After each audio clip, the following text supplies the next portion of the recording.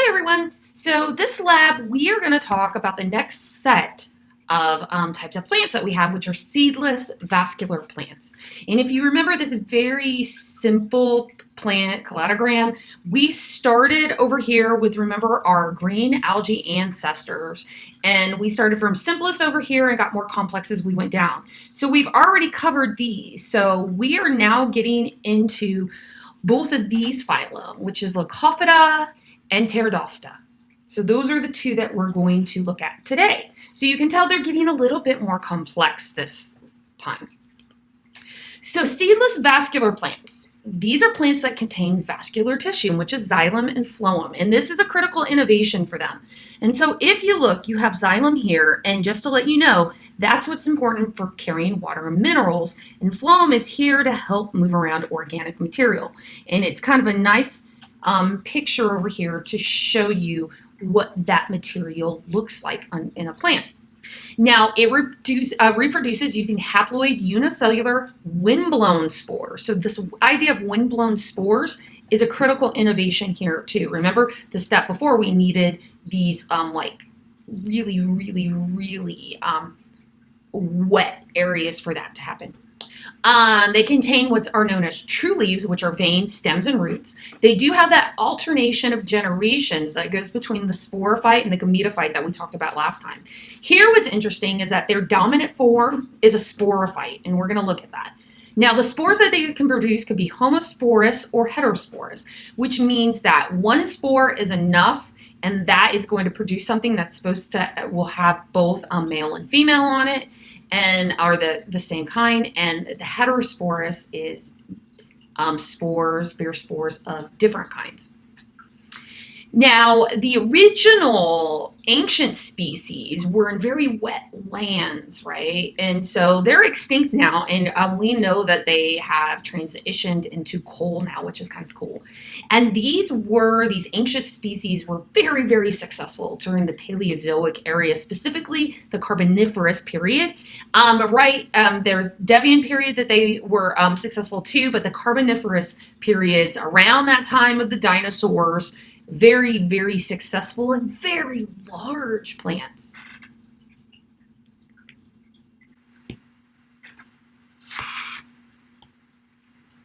Now, I told you we would go back to this and build on this every week.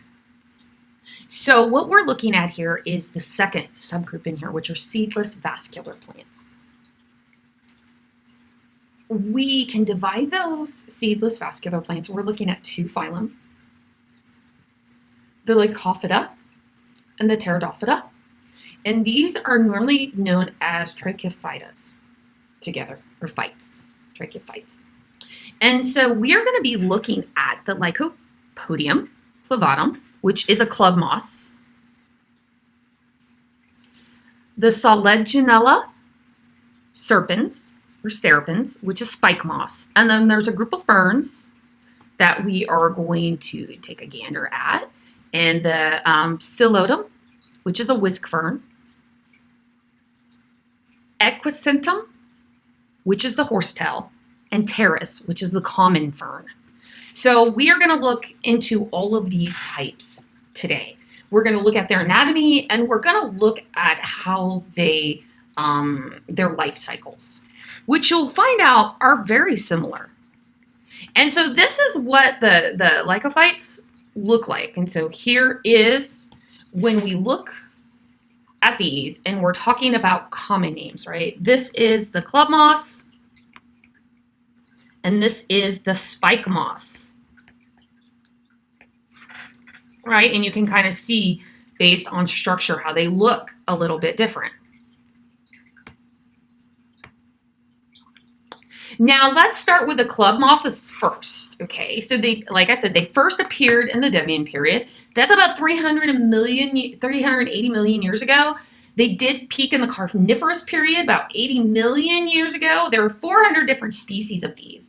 They are homosporous, and basically their gametophytes are terrestrial and septarian. So these are what's growing kind of beneath the ground, and both female and male on the same plant here. So that's what we're looking at.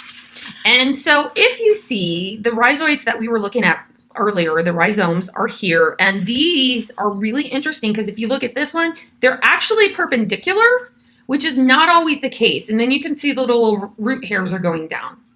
Now, the leaves that these have are microphyls, which means they're just these single, not branch, but these single leaves. And so this tells you that it's going to be ancestrally a little bit older than other things because most plants are not microphylous. They're macro. So we're going to look at that. Here are what are known as aerial stems. And when we look on here, the strobila, which are here, they're kind of like little cones on the end of these. And those are going to house and protect the sporangia. And that's what's going to hold essentially the spores. And so this whole thing that we see here is the sporophyte. And down here is going to be what is known as the gametophyte. So let's look at this life cycle really quick. And so if we start at this plant that we're used to seeing, you can see again that this rhizome here, which they look at is the stem, right? And we're used to seeing the stem going up and down and not horizontal across. So that's what's really interesting about this. And then you can see these little roots coming off of it. Now these leaves that are coming up here, all of these things that are coming out are leaves. Again, those are microphyll and they're those single leaves. And then at the top, you have the strobilus here. You see the US here because it's signifying it's a plural, where the strobili are the single ones. And this is called a moss club because these are club shaped, hence the name, right? And so if you look really close, you are going to see basically the little sporophylls that are here, right? And they basically contain this little thing right here, the sporangium, that actually is the mother cell that containing the spore mother cell, which you can see here. And so the mother cell is going to undergo meiosis. So at this point, the sporophytes are all 2N. Everything that we've looked at from here up, all 2N. And so then this is going to divide and produce these spores that are haploid, right? This is going to travel through the air and then end up going through. And then you can see the little rhizodes here, those little hair-like structures that start. And this right here is your gametophyte that you have. Now, what's really interesting about here is you have the antheridium, which is the male, and the archegonium, which is the female, reproductive organs on the same plant. And so you see the little eggs over here, then you see the sperms over here, and so the sperms will go out, and if it's moist in this region, right, using like water, they'll come over here and they'll go in there and they'll fertilize it. And then you can see that the egg is united. So at this point, it becomes the zygote, which is 2N. You can see that it's starting to grow. And this is where we're going to produce the rhizome, which is that perpendicular stem here. And then you're going to start getting those microphyllae leaves coming up. So that's the life cycle here, and it's alternative generation because it's going back and forth, right? But remember in this, when we're looking at mosses and all of those other things, the main dominant form was the gametophyte, but now we're getting a little bit more complex, so now the main form is the sporophyte. Now what's cool with this is the gametes that are subterranean actually become associated with fungus to help with growth. So this is kind of this symbiotic relationship that helps both serpents or serpents. So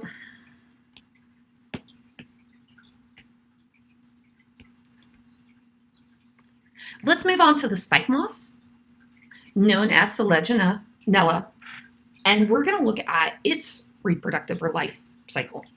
So just like in the club moss, we have the strobilus, and in the strobilus, you're going to see these areas here. And so we have what's called microsporangium here, which are going to contain the male microspores, and then a megasporangium here, which is going to contain female megaspores. And of course, they are going to divide.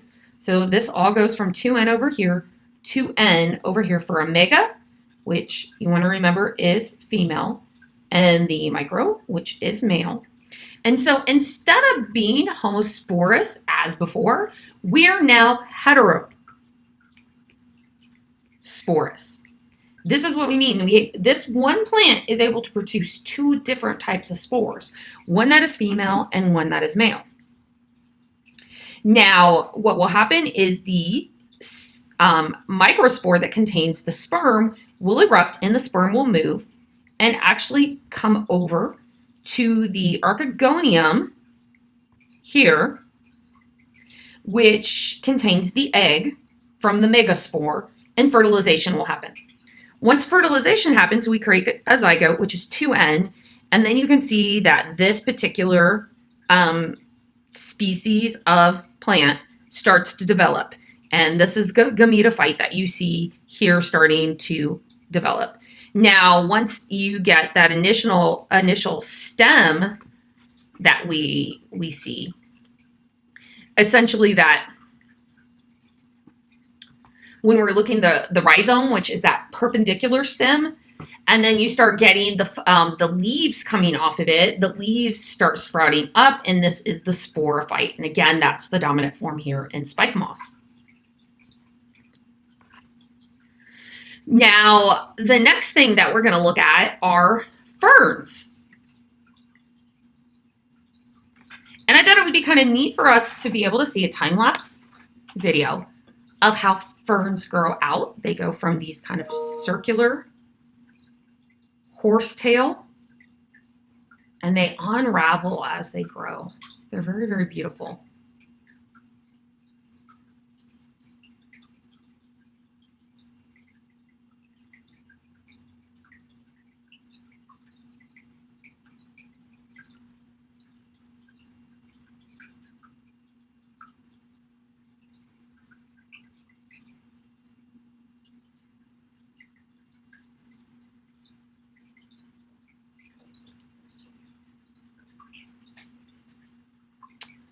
So I just wanted to show you that. I thought they were really, really nice. It's very pretty and interesting. So when we look in this section,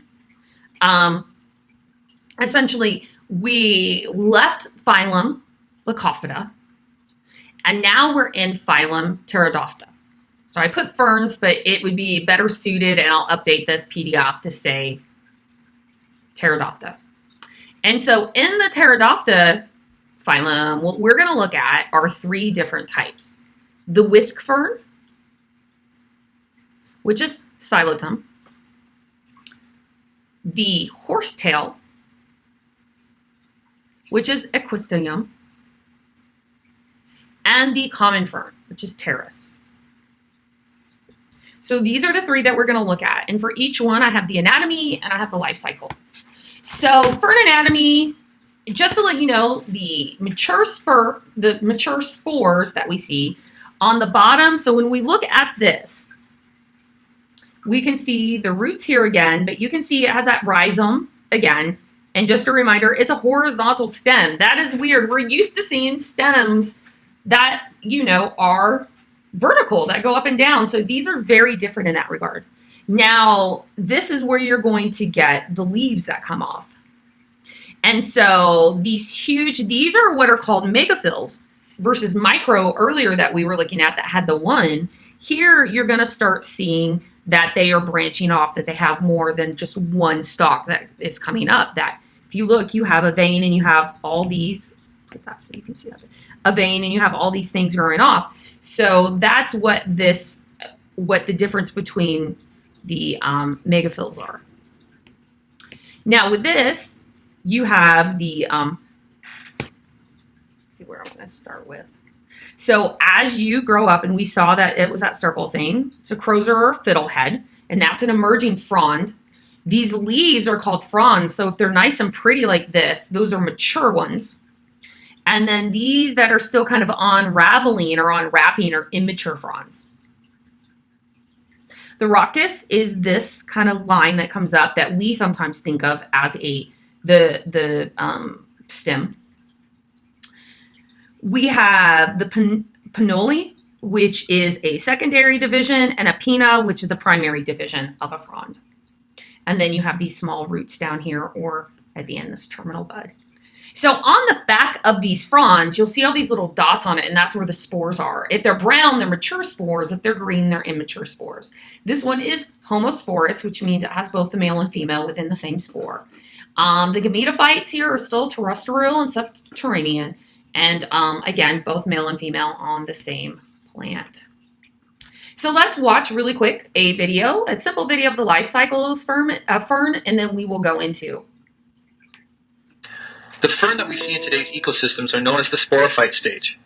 Sporophytes are diploid and produce haploid spores by meiosis. The sporangium are housed by the sori and release the spores. The spores settle on the moist ground and develop into a tiny heart-shaped haploid gametophyte called the prophallus. The gametophyte produces the egg and sperm by mitosis. The antheridium produces the sperm, whereas the archegonium produces the egg. The sperm swims through moisture to the egg, usually in another prophallus gametophyte, forming a diploid zygote. The zygote then will grow into the larger diploid sporophyte, known as the fern.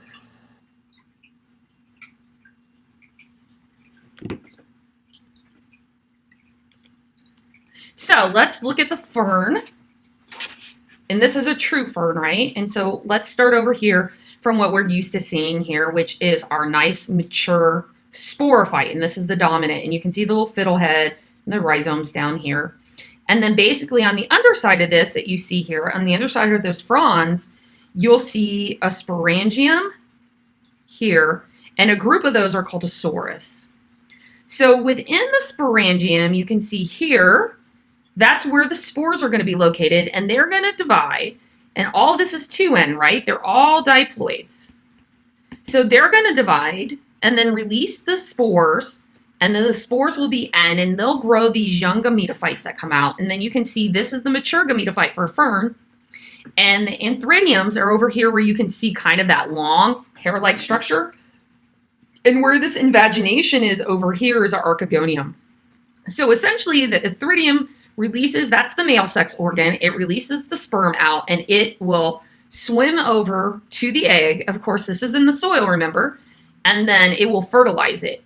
It will, once fertilized, become a 2N diploid zygote, and then it will start growing. You can see here that the gametophytes, those are the rhizotes that are going across and starting to go through there, and you can see that this, the new sporophyte will come out of this, and over time, this will move over and become also this long rhizome that's here, that stem to help them through. So this will produce a bunch of those stems that come off of it to allow for this to get pretty big. Ferns get pretty big. So again, the dominant form here is the sporophyte because that's what you're looking at and seeing most of the time.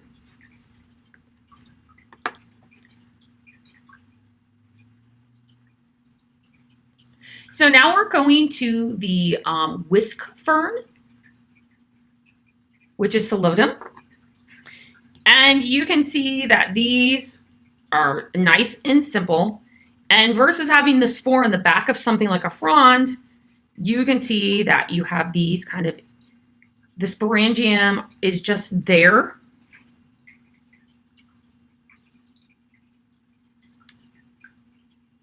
On this sporophyte, and if they are kind of closed like this, it's the immature, like this guy here.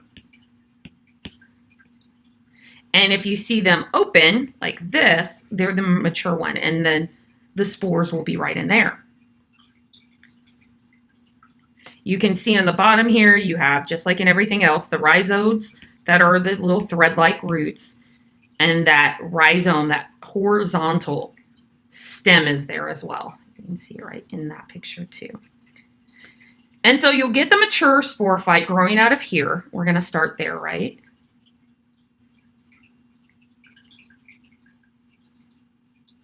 And the sporangium, when you have 3 of those fused, which is what you see in here, you have this in Nangia. Now, in these, basically, sporangium, you can see here that you're going to, through meiosis, produce these spores. Of course, they're called meiosis spores. They're 1N. And then they're going to flow out and they're going to go into the soil and they're going to start growing, producing a gametophyte. At this point, they're N. Now on this guy, again, this is a homosporious plant, because what you're seeing is on this plant, you have both the archegonium, which is female, right, and antheridium, which is male.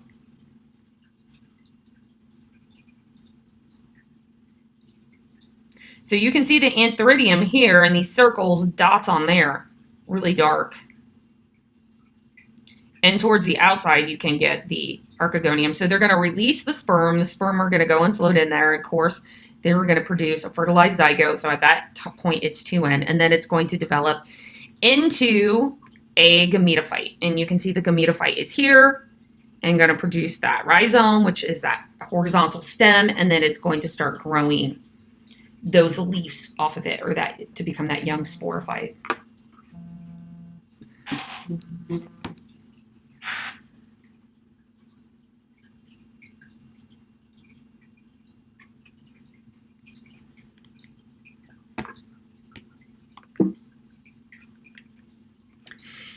And this last one we're going to look at, we have the horsetail, the equisetum, and you can see here, you have the rhizome down here. It's no different. The terminology is the same, right? You have the leaves coming up here, of course, branching coming off. So if you see this branching kind of coming off,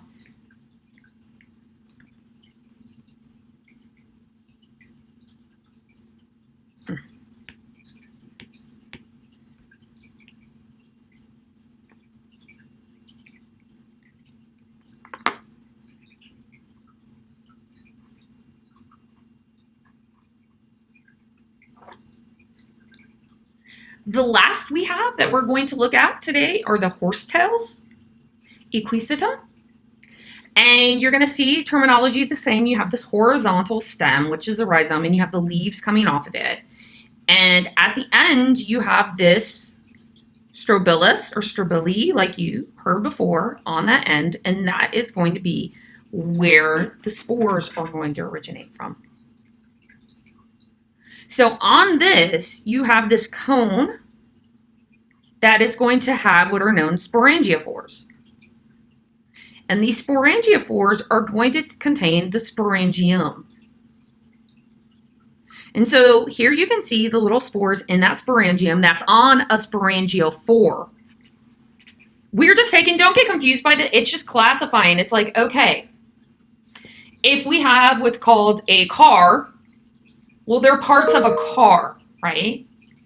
And so, you know, you can have car seats inside, has the same name, but it's still part of your car. So that's what this is, that you have the sporangium here that's just part of something bigger that's called a sporangiophore. And that's going to hold the spores that are going to, through meiosis, go from 2N to N. And then essentially what's going to happen is those are going to be windblown. They're going to fall and they're going to start growing. They're going to start with those rhizodes, which are those small hair-like structures, and then grow. This is the gametophyte that you're seeing here. On the gametophyte here, you're going to have both the archegonium and then antheridium. Remember, the antheridium is the sperm. Archegonium, it almost looks like the ego or egg here. So you can remember that archegonium is female. And then that's going to rupture, allowing the sperm to swim or float over. So this is homosporious, right? And then it's going to move on, be fertilized, and turn into a 2N zygote. So here it's showing you the gametophyte that's on the bottom that we initially saw here, right? And then the sporophytes growing out of it. And over time, that rhizome does appear as it grows and gets bigger and bigger and bigger. And these are called shoots as well that comes out. So if you notice, there's little tweaks and differences, but every single one of these, they're pretty standard and common. So now that I've done this kind of quick, if it is quick, right, review of these two phylum and specifically seedless vascular plants, let's go and answer some pre-lab questions, and then we'll just kind of go through the lab a little bit. Do seedless vascular plants exhibit alterations of generations? And you should be able to say yes. We just looked at 3 different examples of it.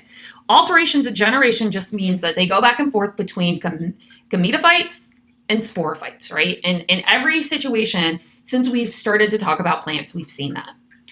Is the dominant plant type of seedless vascular plants N haploid or 2N diploid? And we're going to ask this at the same time we ask the second question is it a sporophyte or a gametophyte? Well, the first thing you can tell yourself is what is the dominant plant body? And we know it's sporophyte.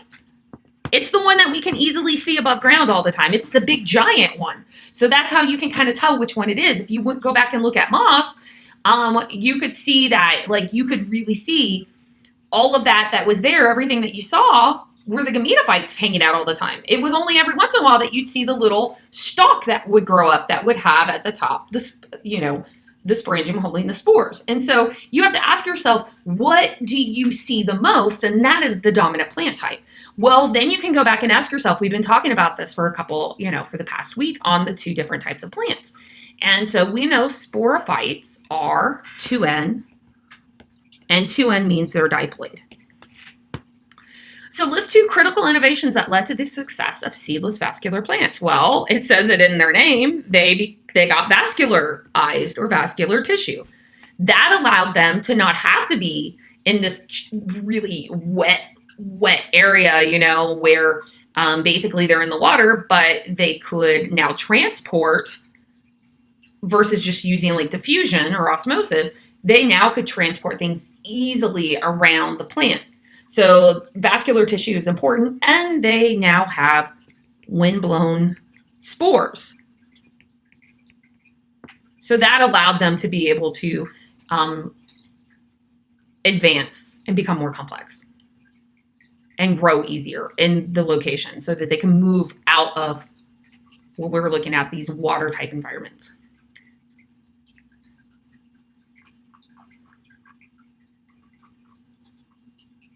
So, do like Leucophyta and Pteridophyta reproduce by spores, or do they reproduce by seeds? And we should be able to say this because the whole thing is seedless, right? So they reproduce by spores. And so we just said the 2 phylum in the question before, right? Leucophyta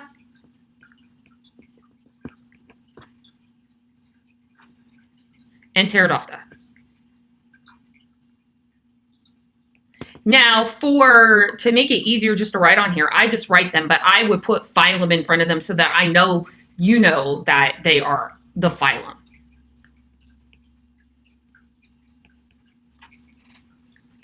Is the strobilus of the club moss found on the sporophyte or the gametophyte?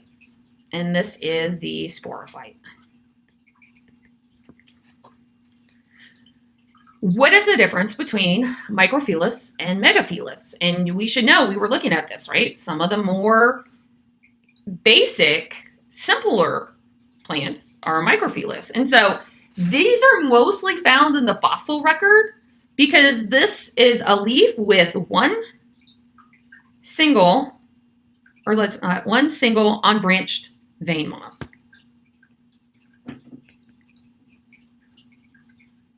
Leaf with one single unbranched vein. So in here, we were looking at like the club moss. Whereas the megaphyllus are multiple veins. So I can think here we looked at true ferns, which was the fern that when we think fern, that's the plant. And then we're going to go on to the next lab, the angiosperms and the gymnosperms. Are gametophyta found in gametophytes or sporophytes? So this is what we know as antheridium and archegonium. And so we find these because they are male and female sex organs. So we find them on the gametophytes.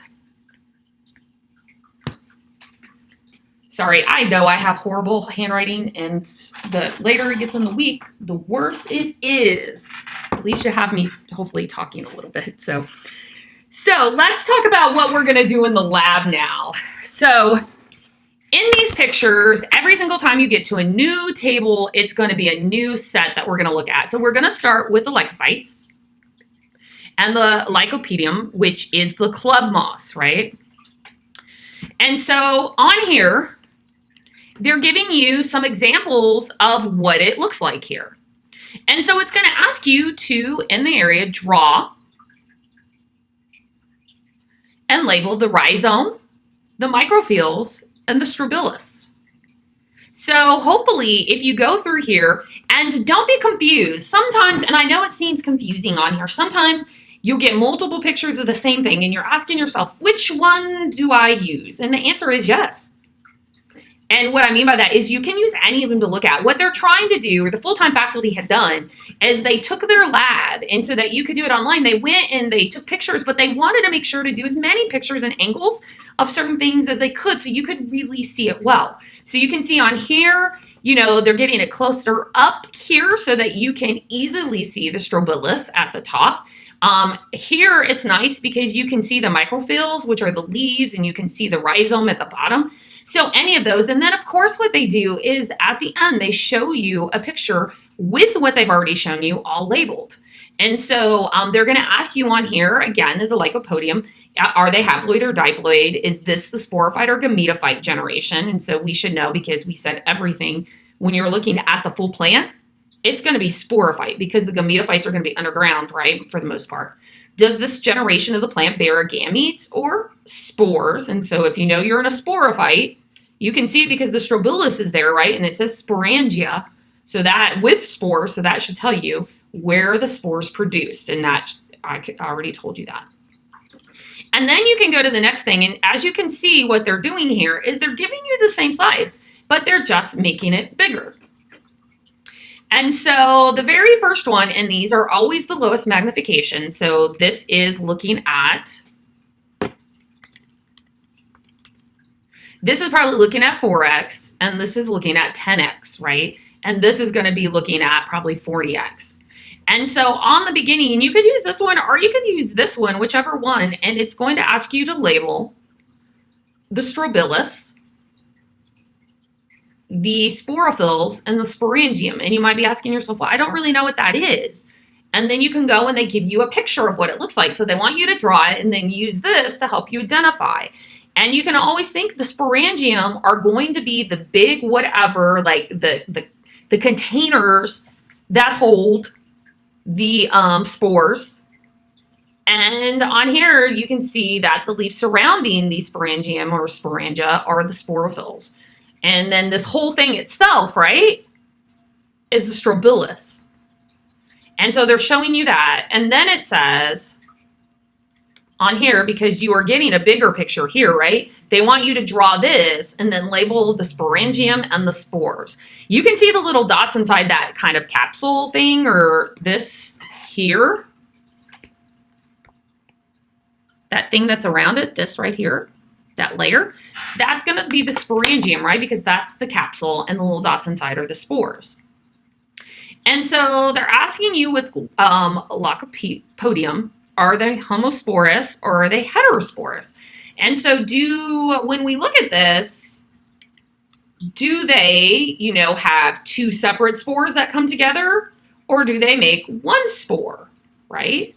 And so on here, if you get confused and you're like, I'm not really sure, I can't remember. Well, that's why you just go back over here and you're like, okay, which one is the lycopodium? Oh, look, okay, we have this, that's the club moss, right? That's what we're looking at. And then go see, are there two different spores that are creating two different sex organs? And it's not, right? It's one. So if you remember, this is the homosporious. Let me go back here. Hopefully that doesn't make you too sick. So that'll help you here. And then, of course, you're going to ask yourself, what are spores, haploid or diploid? And I shouldn't have to tell you that one. Hopefully you remember. And so the next thing that we're looking at, right, we're going to look at Selaginella. which are spike mosses. And so there's a bunch of them there, little ones, right? Let me get here. So they're asking you to draw and label the leaves, the stem, the roots, the strobili, and you can use this to help. So does it matter which one picture you use? Well, no, it doesn't. But I probably would use something like this because they're a little bit closer up and you can see them a little bit better.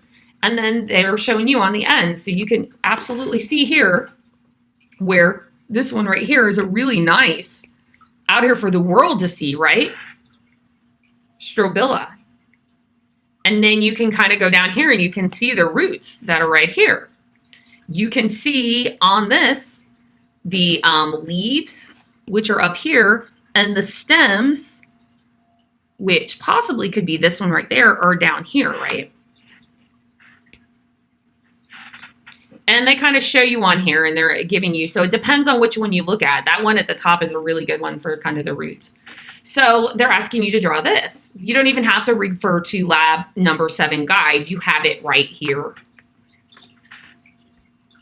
And then you're going to go on and it says observe the slide of Strobillus for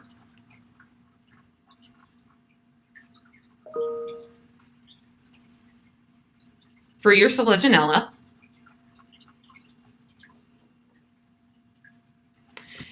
And so you're going on here, and so they've kind of put it all in. It's beautiful, isn't it? I just absolutely love this. So they're asking you, there's 10x and there's 40x. So the one that's bigger is the 40x. The one that's smaller is the 10x. They were able to put it all on one slide for you. And so they want you, and you can use this picture to help you identify, right? They want you to label the Strobillus. So you should know this whole thing is a Strobillus, right? That they want you to put the sporophyll, which if you remember, those are like the little leaf things that kind of hold the both the megasporangium and the microsporangium in place. The microspores are inside the megasporangium, or the microspores are inside the microsporangium, and the megaspores are inside the megasporangium. And the reason being for this, if you remember, they were heterosporous, which means you had both a spore that would create the archegonium and the and iridium for the male. And so they're asking you to draw that and asking if it's homosporous or heterosporous. Are the spores haploid or diploid? And I'm just going to give you a hint. All the spores here are the same. They are all haploid. And then what you're going to do is, I'm not going to answer this question. I want you to kind of think about it. This is one of those that it's just important for you to think. Do you think the homospory or the heterospory is a more advanced trait? Then explain your answer.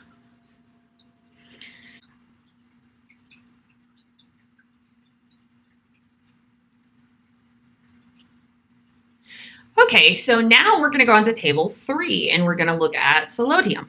And so this is the whisk fern, and this one is really easy in the lab. The only thing they're asking you for this individual whisk fern is to show that, yeah, it's a vascular plant, but it does lack the leaves that we're used to seeing in all the other things that we've looked at, especially like when we look at common ferns, right? And they just want you to notice the sporangia, which are really hard on here. So the best thing you can do is just look for the little dots on there, and that gives you an idea where they are. And you can see, do you see any of the sporophylls on there, those surrounding leaves? It's kind of hard. The plant body is a plant body of the species haploid or diploid. Is the plant body a gametophyte or a sporophyte? So we know on here, again, the dominant is the sporophyte. And so what is the sporophyte, haploid or diploid? And I'll have you answer that. We're going to move on to table 4, and we're going to look at the horsetail, or the equistitum. And on here, we're going to observe some of the living species, right? And so they want you on here to take this and essentially go and draw it and then label the strobilus, the stem, the leaves. And you can use any of these pictures that you want, whichever one you think is the best to be able to draw that. And then you can use this as an idea to basically help you with that. And then they're going to ask you, how are the leaves arranged on the stem? Is the body haploid or diploid? And look at that and say, are we looking at the sporophyte or the gametophyte there? Which it's going to be the same in each one of these, where are the spores located. And then we're going to look at our last, which is the true fern, which is the pteris.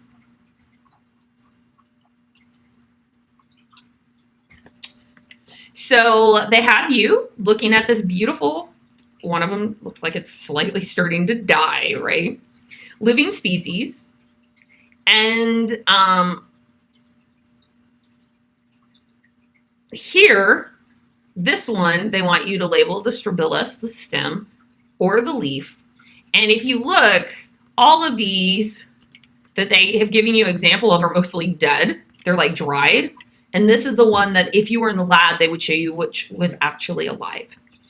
And this can kind of give you an idea of what they look like. Oh, look, there's fiddlehead soup or pickled fiddlehead. I had no idea they had pickled fiddleheads. This is the weirdest thing ever. Oh, wow. I don't know. That just looks gross to me. Anyway, but that's okay. So they want you to look at, all of those, and they're showing you some of the young sporophytes there so that you can see the difference between an immature and a mature frond. And then they're going to ask, they're asking you, how are the leaves arranged? Is the plant body haploid or diploid? Is a sporophyte or gametophyte? Or where are the spores located? So in all these, they're asking you the same question. And for an overwhelming majority, they're all the same.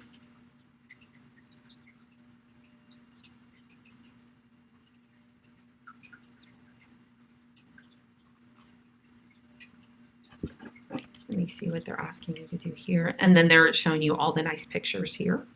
They're showing you the spores and what they look like here in all little. The sorus, which are all those put together. Hold on. That is there. Fern living.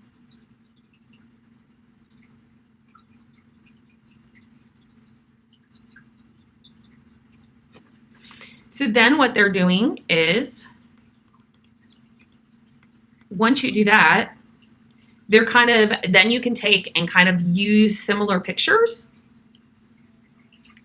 And this is just a fossil that's been made of those. And you can go and label on here where you find the sporophyte, the fiddlehead, young, and stem and root, the roots in the space, right? And so the difference is they're just asking you for this first thing is, hey, just look at this leaf that we're showing, or look at this organism we're showing you. Draw the whole thing out, and then just tell me, where's the strobilus, where's the stem, where's the leaf? And then go and look at the life cycle and sketch out and label these different parts within the life cycle by using just what you're seeing on the screen. And then telling on this, they want you to show the sporophyte, right? Here, they're just asking you to draw the whole picture. It's not asking you, can you identify the sporophyte? They're asking you to look at it and see what you can, and then take what the sporophyte is, draw that, and then also draw a fiddlehead so you can see that in the different parts of the stem and roots. So this question and this question may look very similar. Now here, they want you to look at the sori.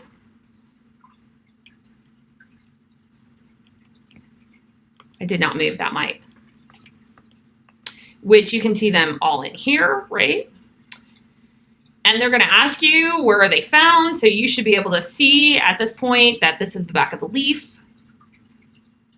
The spores, are they haploid or diploid? That is never changing. And then it asks you to go, once you get done, and actually look at the 100x total magnification so that you can see the sporangia of the fern. Isn't that really pretty? And so they want you to take and use the space to draw this, and then use this to be able to identify the sporogonium or sporangium, right? Label the sporangium, the spores, the sorus. And basically on there, you can also label what you know as the meiospores here. So here's the second one. It's hard to see them in this one, the meiospores. They're like little dots, but it's hard. So the very first one, you're going to label all of this. And then when it goes and asks for sporangium and meiospores, you're going to label this using this. So this is the gametophyte that you're seeing here. And this whole thing, the fern gametophyte, is called the prothallus. You remember we were looking at the thallus earlier in the seedless non-vascular. And then they're going to ask you to label the prothallus, the whole thing, and then the rhizotes, the archegonium, the egg, the antheridium, and the sperm. And you can remember I said the antheridium would be by the little hair things, and the archegonium would be by the invagination.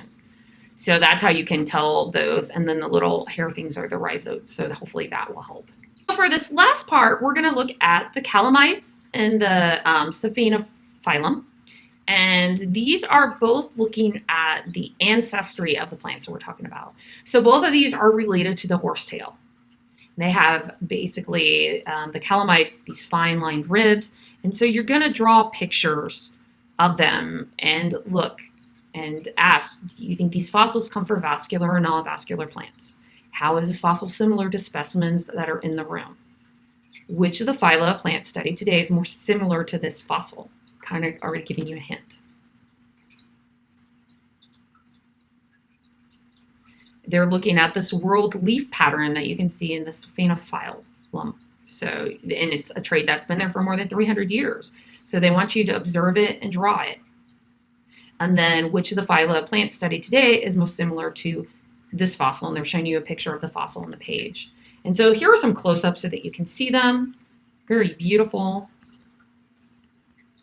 And then you have your post-lab questions. So I hope this helps for today. If you have any questions, sorry.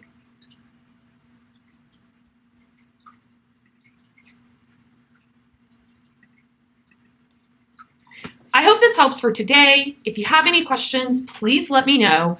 And I hope you've enjoyed learning about seedless vascular plants.